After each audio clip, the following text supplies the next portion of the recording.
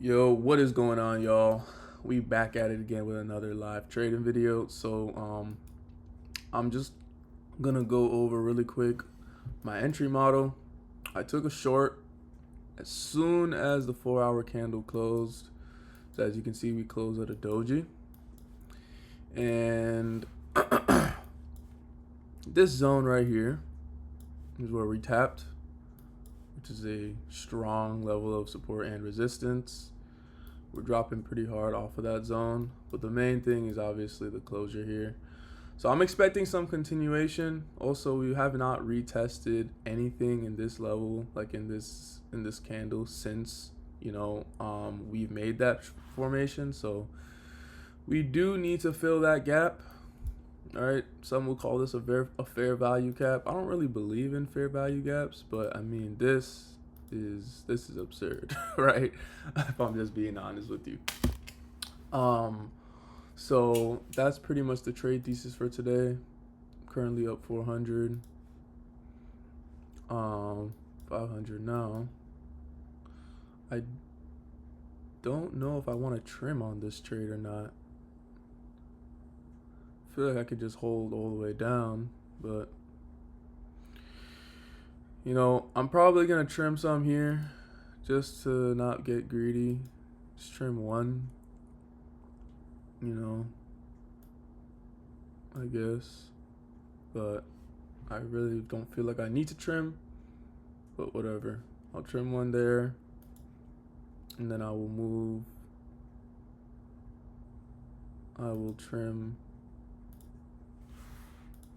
I can't modify the order, but I will put my full take profit down here, and then trim another one where my original take profit was, so that I can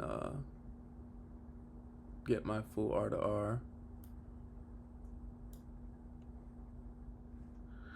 Yeah, but I mean, the reason why I'm targeting down there, by the way, is because, as you can see, when I take all this extra stuff off my chart, we have London low down here. No, sorry, not London low. We already passed London low. Asia session low, my bad. We have Asia session low down here, and I am taking profits before Asia session low. So that's a lot of points. And I'm on an eval, and I have a consistency rule. So there's no reason for me to target all the way down here. But yeah, that's the game plan, y'all. That is the game plan. Looking good so far. Also, the Goldbach chart kind of confirms this as well, confirms the thesis. See this? We're hitting the last line of defense, which is the exit here. We're already above the 97. Looks good. Looks good, bro. Looks good. Looks good. What else? What else? Let's see if there's any other confluences. Let's see if there's any other confluences.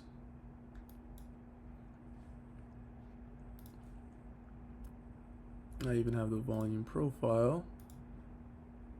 And we're at the high on here as well. And there's low volume up here.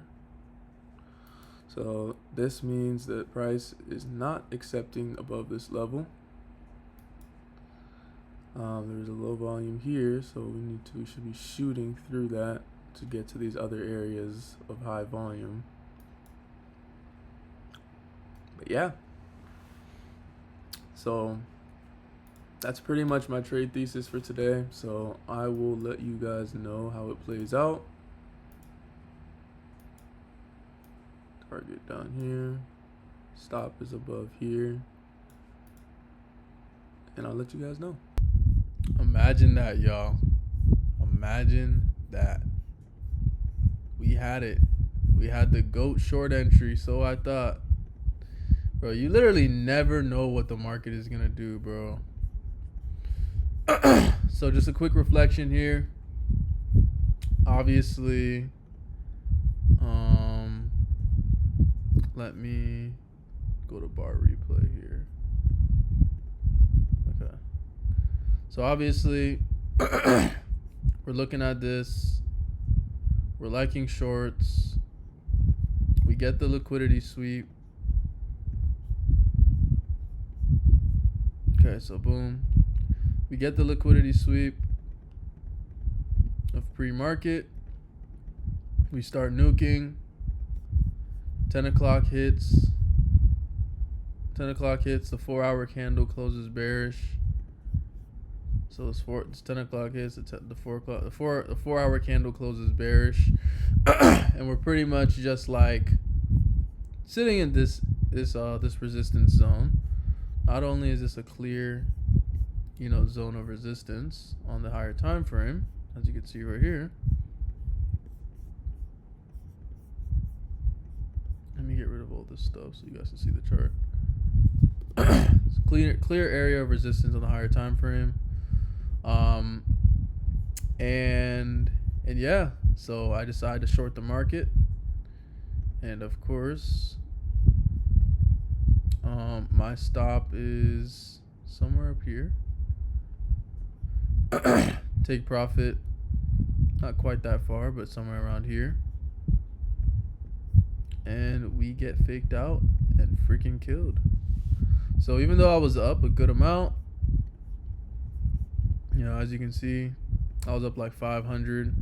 My take profit was somewhere around $1,500 to $2,000, with of course trimming as I go. I end up getting stopped out at around here for a negative.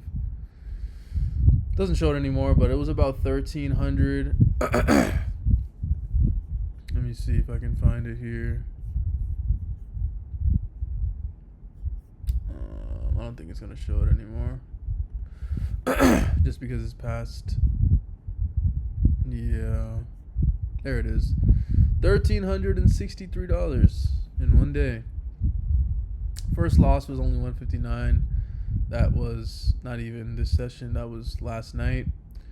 Wasn't a big deal. And then, boom, lost another $1,100.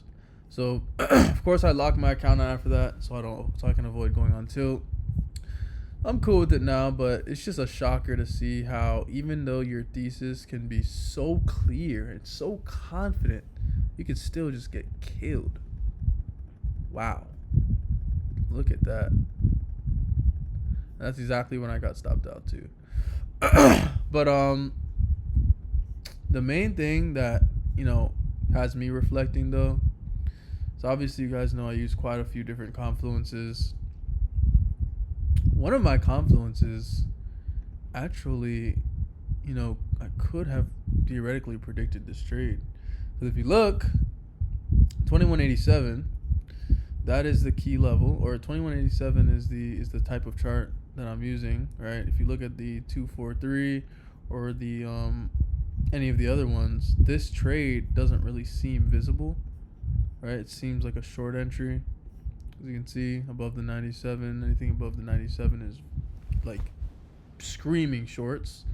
But when you really scroll out to the, let's go to the 729 so you guys can see that as well. Same kind of thing. This one screams shorts even louder, honestly.